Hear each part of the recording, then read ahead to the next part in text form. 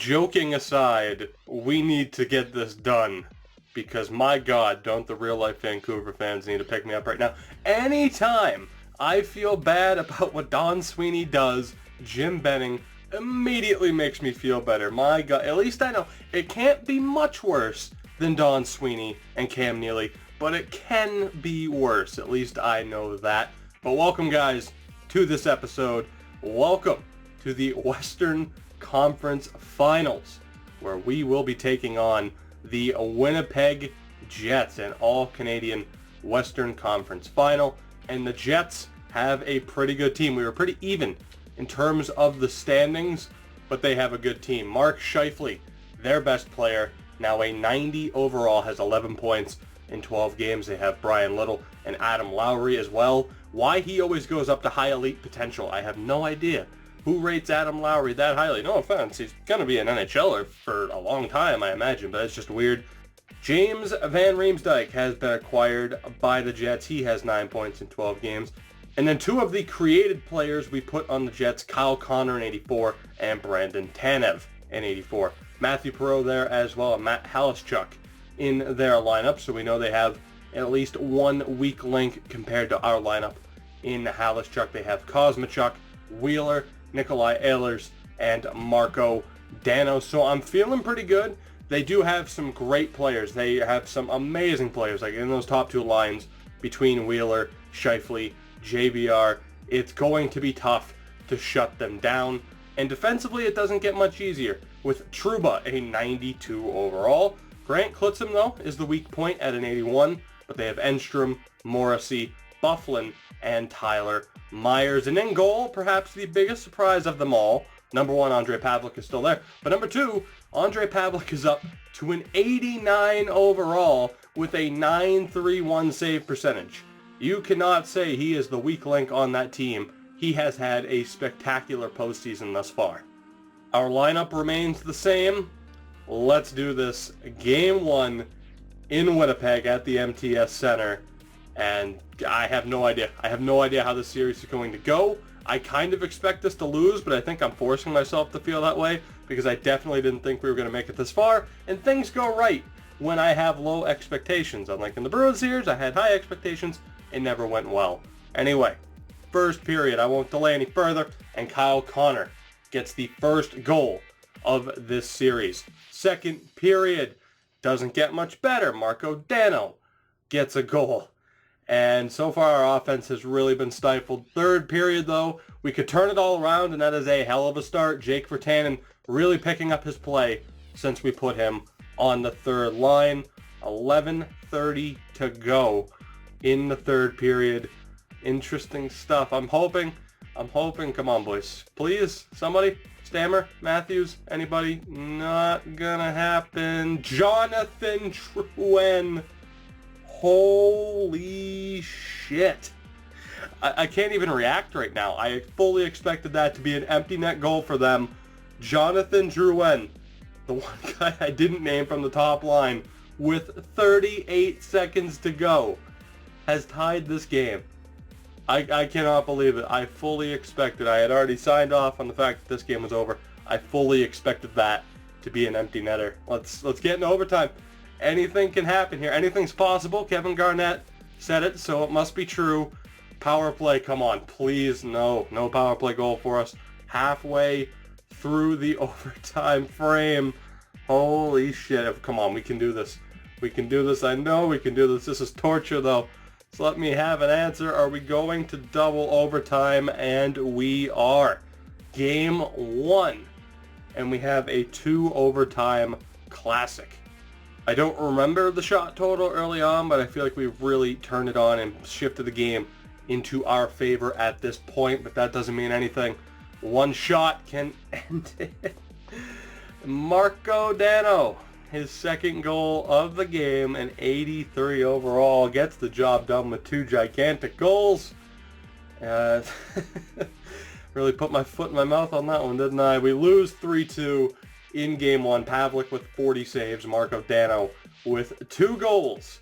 And for the first time in this postseason, we have lost a first game in a series.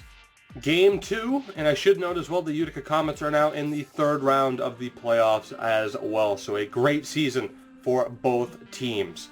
But Game 2, I do not want to fall back 2-0 in this series. I don't want to be on the reverse of where we have been in these series so far. First period, and we are struggling to shut down the Winnipeg Jets. Mark Scheifele and Kyle Connor. That's a tough one. That's a tough one. Second period, we get a goal back though. Late in the period, Steven Stamkos with a big goal. Third period, let's do this. I hate that we're trailing all of a sudden. I have a really bad feeling about this series against the Jets, but one goal, once again, is all we need at the moment. I have no problem going back to overtime. 5 minutes to go. It's not looking too good here unless we get a late goal. It's not happening. We lose game 2, 2-1 to the Winnipeg Jets, and we fall 2 games down to start this series. That's not good. No shit. We are making at least one change heading into Game 3 as the series shifts back home to Vancouver. Jake Virtanen, he's been on fire since we called him up. Or not since we called him up, but since we put him on the third line. We're going to put him on the second line. Lindholm, no points so far in this series. So we're going to drop him down to the third. I was tempted to put Anthony Mantha up there and put Lindholm on the fourth, but that might be overkill. As far as our defense goes, the plus-minus still a little bit rough for Stetcher and Tanev, but we're going to stick with it, and let's move on. Game 3 here, I'm going to stick, of course, with the players that got us here. I'm not going to make too many drastic changes in our lineup unless we fall 3 games down, which very well could happen here. Positive thinking, though. We are going to win this game, and we are going to march right on and tie up this series. First period. See what did I tell you? Positive thoughts. We're good. Drake Caggiula and Bo Horvat. 2 goals from 2 terrible angles, but it got the job done. Now that's the Andre Pavlik I expected to see, letting a goal in from that side. Second period, it gets even better. Jared McCann. Big time goal there. And of course, guys, I'm joking with the Jared McCann trade. Obviously, a video game doesn't translate to how good he'll be in real life, but he gets us the goal here. Steven Stamkos adds another one. So again, 2 quick goals for us.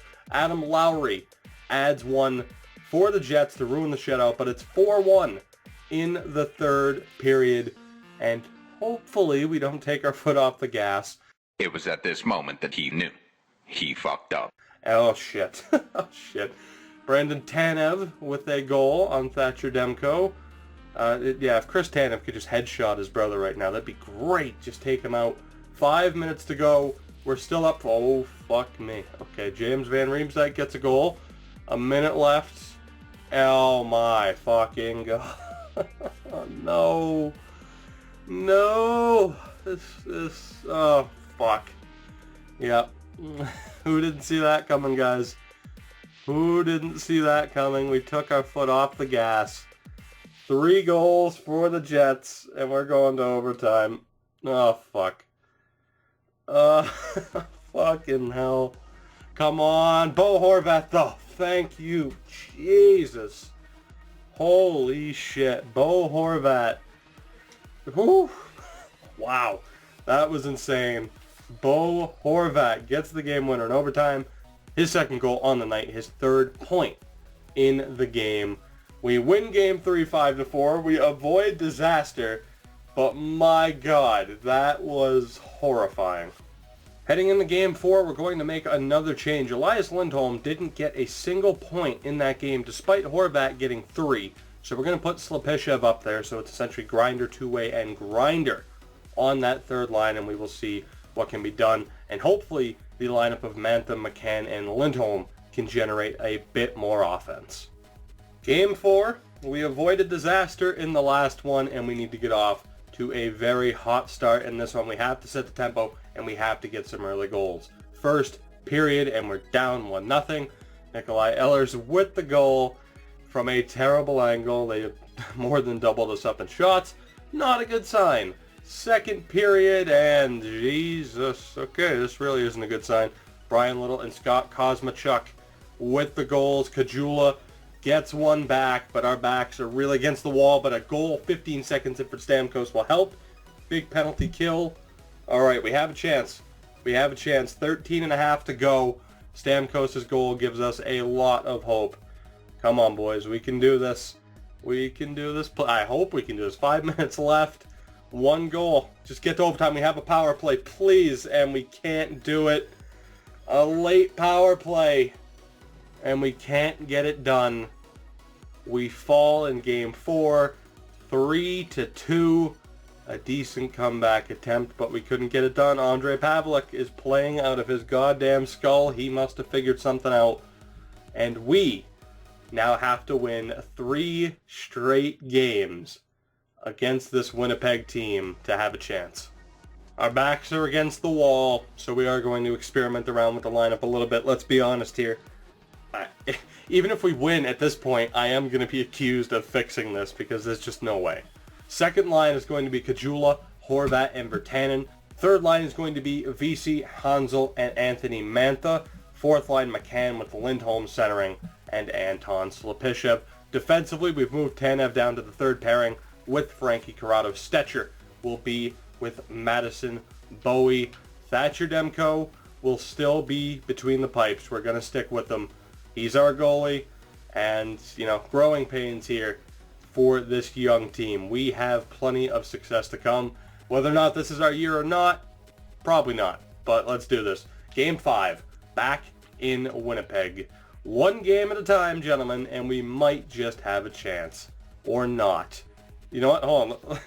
Alright, so being positive to start the first period, the last game didn't work, so we're going to get fucking blown out here, and it's over. Okay, that's not too bad. Brian Little and Jonathan Drouin with the goals. Second period, Jimmy Vesey with a big goal. We're going to keep him. We kept him with Hansel. I was tempted to break them up, but Jimmy Vesey gets a big goal. Both goals coming from the point for us. Third period, like I said, one game at a time. And Tyler Myers. Fuck. At the very least, extend the series, even if we lose. And Kosmachuk, okay. Extend the series to wear them down so at least Boston wins the cup. That's all I was going to say. We have been eliminated from the playoffs. Oh, it's over. It is over. The Winnipeg Jets were just too much for the Canucks at this stage. We are out in 5 games. Ondrej Pavelec stands on his goddamn head, and the Winnipeg Jets are going to the Stanley Cup Finals. That is a tough pill to swallow. I really felt like we matched up well against them, but Ondrej Pavelec was just a goddamn beast, and defensively with Trouba, Bufflin, Myers, I can see why we lost, but I was really hoping this would be our year. Unfortunately, it wasn't. In the meantime, let's take a look at what Utica is doing. They are tied in their series. We'll just go ahead and see how the Comets are going to do. Before we wrap up this episode, I'm just kind of randomly scouting places. They lose there. Maybe we shouldn't pay attention. Maybe they'll do better when we don't pay attention. The Utica Comets are going to another Game 7. And fuck it, we'll sim it. Why not? Let's see if the Utica Comets can keep their series alive. They are our last chance for hardware this season. First period, they're up 4-0. Wow, we'll just hit B and finish the game. The Utica Comets win their series 4-1 over the Wilkes-Barre Scranton Penguins, and they're still alive. They are going to the Calder Cup Finals. That's impressive for that team that has some lower overall players in there. That's impressive for them to do it. But to wrap up this episode, I guess we'll take a look at the playoff tree and see who's in the finals. And it's Winnipeg and Pittsburgh. Pittsburgh designated the favorite. They beat Boston in 7, but the Jets took game 1. The Winnipeg Jets are a real threat to win the Stanley Cup. And I was going to end it. Let's see if Utica can pull this off and win the Calder Cup against Edmonton's farm team, the Bakersfield Condors. So let's go ahead and we'll just sim this series. I'm not going to go in depth unless it goes to Game 7. I'm not going to go in depth. Normally, I save stuff like this for the beginning of the off-season episode, but the shorter that episode is probably the better, because it might be a really long off-season. And 2 games apiece through the first 4 games. We'll take care of the scouting again. I am doing 1 week at a time for a lot of these places, just screwing around with it. Not doing or trying to scout anybody in particular. And the Utica Comets are your Calder Cup champions for the second time in 3 years. And the Winnipeg Jets ended up winning the Stanley Cup title, the Stanley Cup championship. Unbelievable. The Utica Comets, you know what, we'll do all the off-season stuff here. Why not? We're already here. The series only went 5 games. Maybe the video going this long will freak some people out. So the Winnipeg Jets beat Pittsburgh in 5 games, and the Comets win the Calder Cup again. So that's not too bad. Like we said, and anything above just making the playoffs was good for us. We make it to the 3rd round. The Comets win the championship again, their second time in 3 seasons. So I am very, very impressed with the success of that team. Do we have any extra hardware, though, is the question. Ty Edmonds wins the Goaltender of the Year award, the second time in the past 3, or the second time in 2 years now, 2 years in a row, and the second time in the last 3 since we started the series that we have a goalie. And Ty Edmonds also wins the MVP of the playoffs. Well done to him. And of course, we'll take a look at the NHL awards as well. But the Winnipeg Jets, Stanley Cup champions, Jamie Benn wins the Art Ross. Holtby wins the MVP. The Norris Trophy, if the menu doesn't want to glitch out, goes to Drew Doughty again. Lady Bing to Sagan. The Calder goes to Danton Heinen. Kind of expected it. He's an absolute beast so far. Conn Smythe goes to Pavlik. Can't deny that.